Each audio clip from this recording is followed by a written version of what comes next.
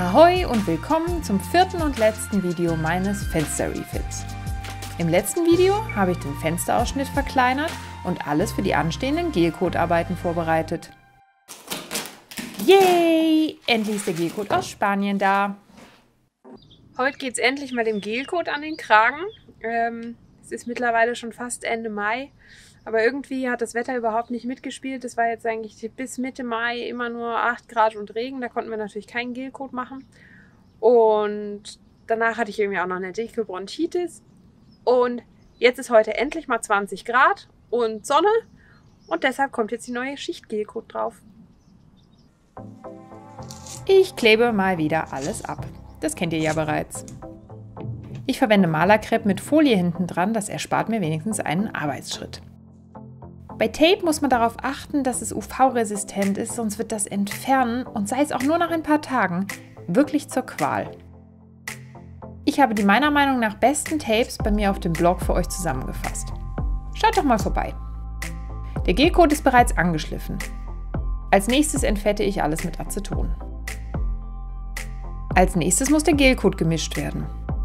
Das läuft eigentlich ab wie bei Polyesterharz, denn Gelcoat ist auf Polyesterbasis. Da man vom Härter immer sehr kleine Mengen benötigt, so 2–3%, empfehle ich euch zum Abmessen eine Spritze. Vielleicht könnt ihr beim nächsten Arztbesuch eine mitgehen lassen.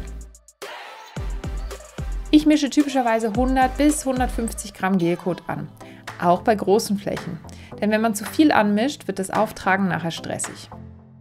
Gelcoat könnt ihr mit der Rolle oder dem Pinsel auftragen. Bedenkt einfach, dass ihr das Equipment nach dem Härten eigentlich wegschmeißen könnt. Ich nehme Einmalpinsel.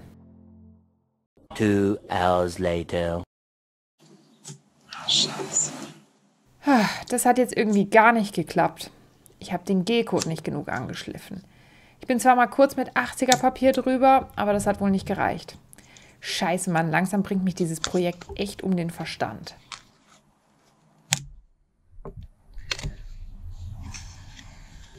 Why is it always me? Naja gut, bringt ja alles nichts. Also nochmal richtig anschleifen, entfetten und neu probieren. Ich habe leider ganz vergessen zu filmen, dass ich zum Abschluss auf den Gelcoat noch eine Schicht PVA aufgetragen habe, weil mein Gelcoat keinen Wachs enthält.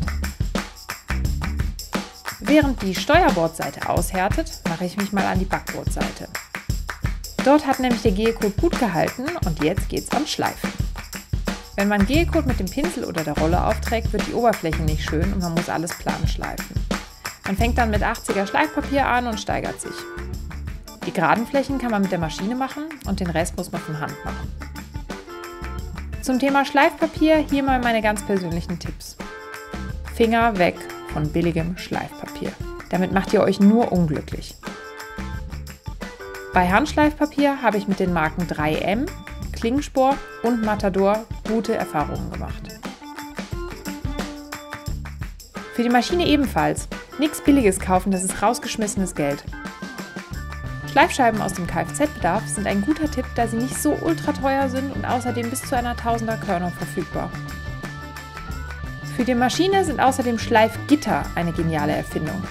Gerade bei GFK setzt sich das Schleifpapier sehr schnell zu, bei den Gittern dauert es viel länger. Ich benutze die Schleifgitter Abranet von Milka. Alle Produkte findet ihr unten in der Beschreibung und auch auf meinem Blog.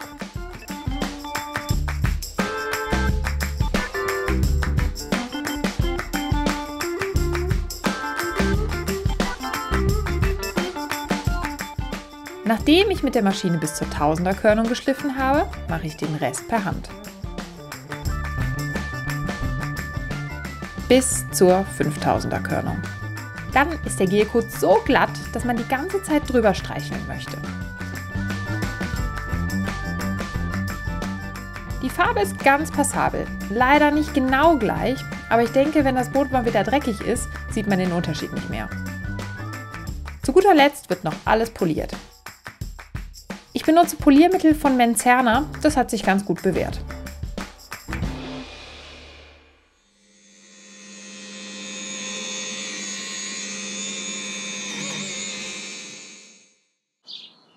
Hier sieht man jetzt ziemlich gut, wie viel Material ich dadurch aufgebaut habe. Und zwar war vorher das Fenster so ausgeschnitten. Und es war hier nur eine Überlappung von 2 mm. Also es ist eigentlich kein Wunder, dass die Geschichte undicht war. Und dann haben wir von außen hier die zweite Haut quasi verlängert und das Loch kleiner gemacht. Also es ist doch, ja, ein ganz ordentliches Stückchen. One eternity later. Heute ist es endlich soweit, die Fenster werden wieder eingebaut. Das hat jetzt alles irgendwie recht lang gedauert. Wir sind seit Februar immer mal wieder dran, haben neue Scheiben geschnitten, alles ordentlich geputzt, dann mussten wir harzen und überhaupt. Und ja, jetzt ist 1. Juni, jetzt wird es also Zeit und heute geht's los. Der Rahmen und der Aufbau sind schon abgeklebt, das haben wir noch abends gemacht. Als nächstes kommt ein ordentliches Entfetten mit Aceton, damit das Sikaflex nachher schön hält. Natürlich auch von innen.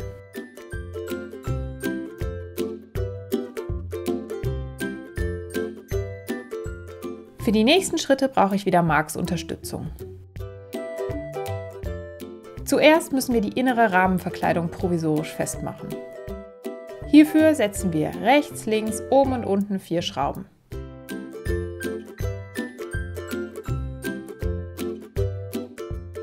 Als nächstes kommt der Haltegriff in die Mitte vom Fenster. Der muss zuallererst festgemacht werden. Mark setzt von innen den Griff an und ich drehe von außen die Senkkopfschrauben rein. Danach zieht Mark die Muttern fest. Jetzt kann man die provisorische Befestigung von der inneren Rahmenverkleidung wieder entfernen. Die Löcher müssen ja frei sein.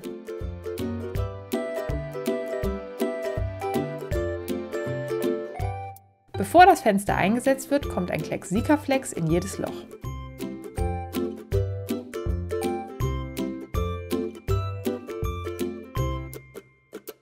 Ja, Navi-Spumpe, scheiße.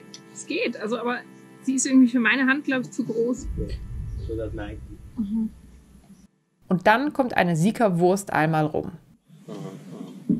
Dämpfe bitte nicht einatmen. Nein, Quatsch. Steht tatsächlich auf der Packung, aber ich finde, es stinkt gar nicht. Wenn man so gescheit ist. Und alles bereit.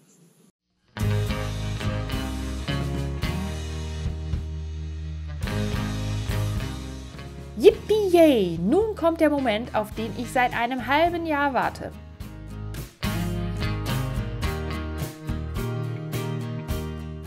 Passt auch alles. Aber es muss noch mal mehr Sikaflex her. Es sollte schon überall schön rausquillen, nur dann weiß man, dass genug drin ist.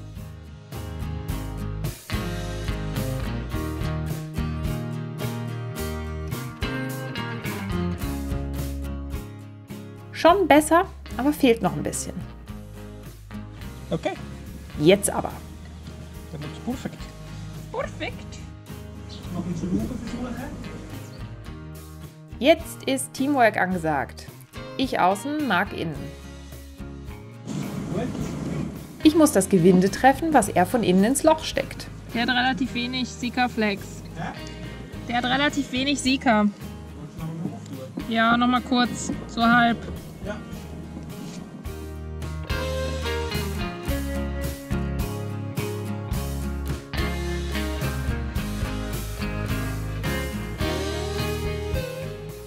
Okay, ich zieh nochmal an. Ja.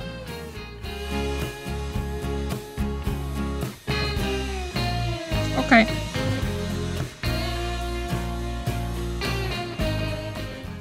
Okay, der Kopf muss ich nach vorne. Da die Löcher nicht immer optimal platziert sind, muss man viel probieren, bis man den richtigen Winkel hat. Noch mehr. Das kannst du. Teilweise hat die Werft schon echt nicht so sauber gearbeitet. Ja, jetzt haben wir, jetzt kannst du anziehen. Ja, anziehen.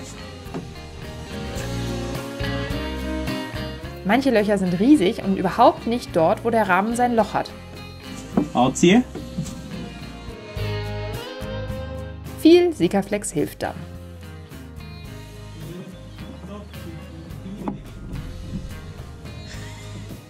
Wo hättest du es gern?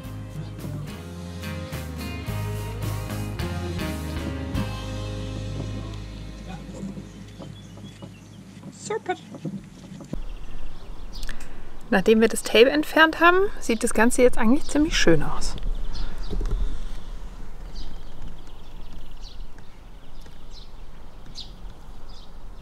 So, gestern haben wir das Backbordfenster eingebaut. Dann am Nachmittag habe ich noch hier den frisch gemachten Gelcoat aufpoliert und geschliffen. Und heute kommt dann also das Steuerbordfenster rein. Haha, verarscht. Keine Sorge, ihr müsst euch jetzt nicht die andere Seite auch noch angucken. Ich glaube, es reicht für heute. Schauen wir doch jetzt lieber mal, wie das Ganze nach ein paar Monaten aussieht. Many months later.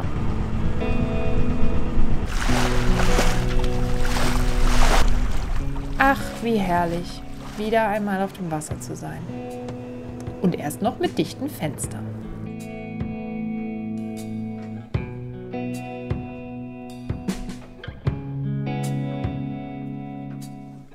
So, jetzt ist die erste Segelsaison bereits rum. Die Fenster haben dicht gehalten, auch bei Regen und Gewitter. Ich hoffe, es bleibt noch ein paar Jahre so. Ich halte euch auf dem Laufenden. Also, bis bald!